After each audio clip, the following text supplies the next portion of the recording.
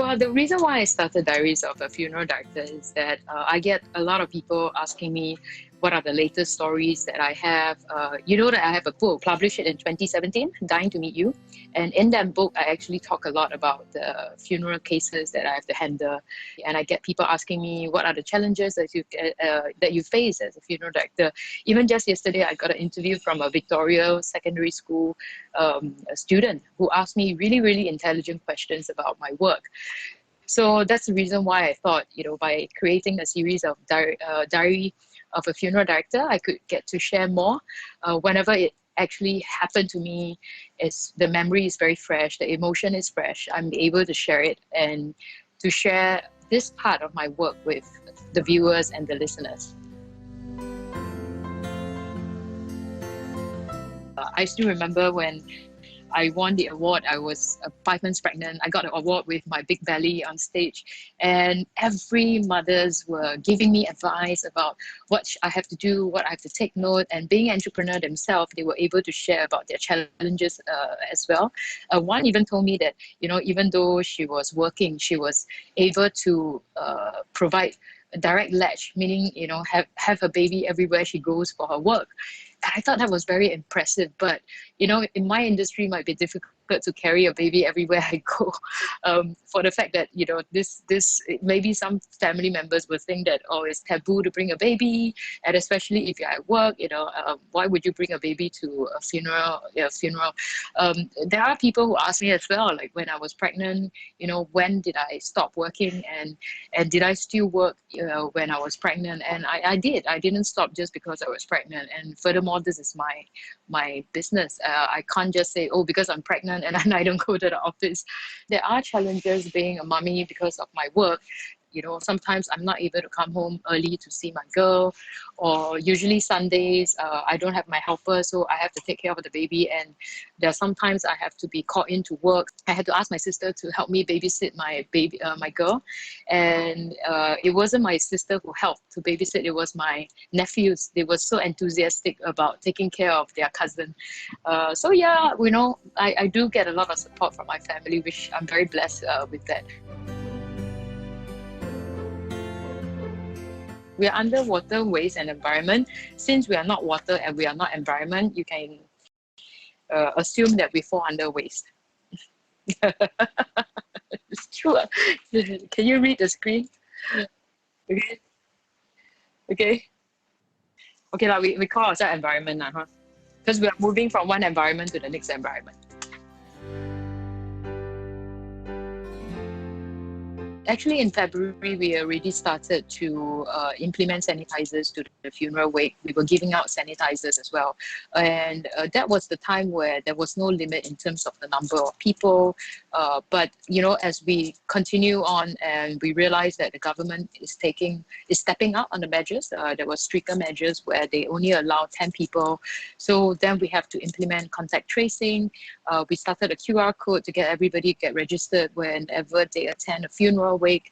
And then, of course, with the 10 people limit at any one point in time, we have to sort of remind we have to put notices to remind people about social distancing, not together, all together, temperature reading as well. And there were a lot of reminders for all the guests who came to keep it to a minimal number of 10 people at any one point. Now, we also advise the family members that due to the fact that there can only be 10 people at a crematorium, with this stricter measure, especially after the circuit breaker, we encourage a lot of the family members for the older folks to stay at home, to not come to the funeral wake or, for the funeral services. So we started to implement live streaming about 2 weeks ago, where we realized that a big part of the family members couldn't make it to the funeral wake. So we did live streaming so that we had a family who had family members who are overseas who couldn't join us. We had family members who had to serve a stay-home notice who couldn't join us at the wake. So it was really helpful, and also because there was a limit in terms of number of people in the crematorium service hall. So in that sense, when we did the live streaming, the other people who have joined them at the Mandai crematorium, they are still able to watch the live stream on their mobile. And we even at one point put up a projector screen for one of the family members because there was a prayers going on, so we wanted them to participate in the prayer while the prayers were going on in the service hall. They were able to participate in the prayers in the reception area as well. And the good thing is that all the Singapore funeral directors are updating each other on what's happening. If someone has encountered certain new measures from the crematorium, we will update each other as well. So this, COVID-19, yes, we can't help but acknowledge that, funeral is such an important part of our life. It's a big event that we all want to participate. We all want to be there. We also noticed that a lot more people are choosing a smaller wake. So initially I had a family of a gentleman who had wanted a very grand funeral for himself. So he told his son that, when he died, he wanted such a big and grandeur kind of funeral. But unfortunately, when he passed, it was just the beginning of the restriction of the 10 people at any one point.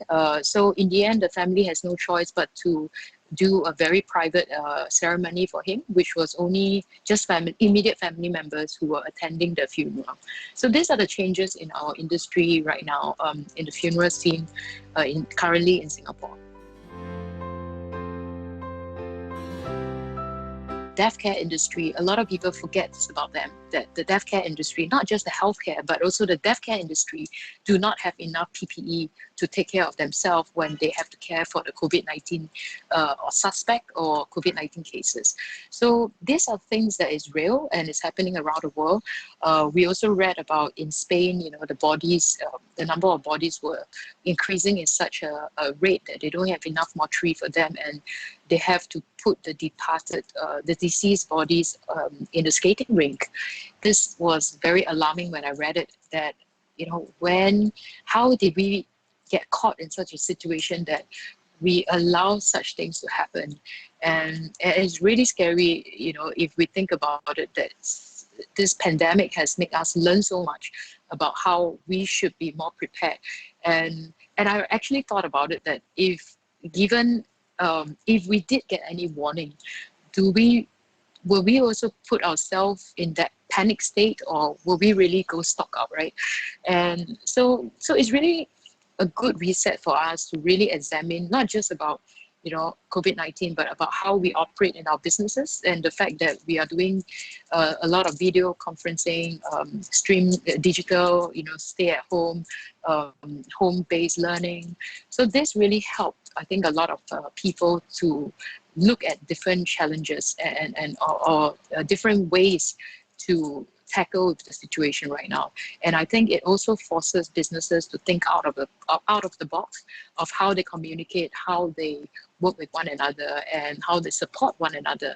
So there is a lot of concern right now in the death care, and also as well as in the healthcare, because if they do not have the proper PPE and they are working in that kind of risky environment, and you don't know how long the virus will last. At this moment, there's no studies to state how long the virus will last after the person passes away. So I think these are the things that we have to be concerned with, and we have to, going forward, we have to look at this and see how do we help from, when the departed get transferred from one hand to another hand, how do we continue this care service from the healthcare workers to the death care workers as well.